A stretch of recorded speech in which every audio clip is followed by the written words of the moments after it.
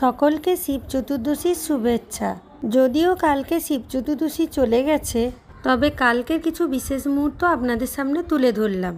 আশা করি ভালো লাগবে। চ্যানেলটিকে লাইক ও সাবস্ক্রাইব না করে থাকলে ঝটপট করে দিন। প্রথমে সকালে বাড়িতে শিবের পুজো করে আমি চলে গেছিলাম আমাদেরই বাড়ির কাছাকাছি একটা জায়গায়। সঙ্গে আমার ছোট ছেলে ছিল।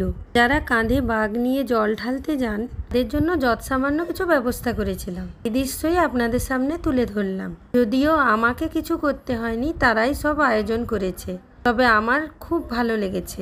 আমি চাইবো প্রত্যেক বছর যেন আমি এটা করে যেতে পারি। আয়োজনে ছিল লুচি, তরকারি, মিষ্টি, শরবত ও জলের বোতল। এরপর আমরা বেরিয়ে পড়েছিলাম বিকেল 3টের দিকে বাড়ির কাছাকাছি কুদি বলে একটা জায়গা, ওখানকার শিব মন্দিরে জল ঢালতে। সঙ্গে আমার যা ছিল আর ছিল খুকুদি।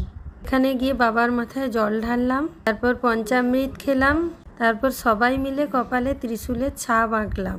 এইভাবে ঘোরাঘুরি করে আবার বাড়ি চলে এলাম। কেমন লাগলো অবশ্যই কমেন্টে জানান।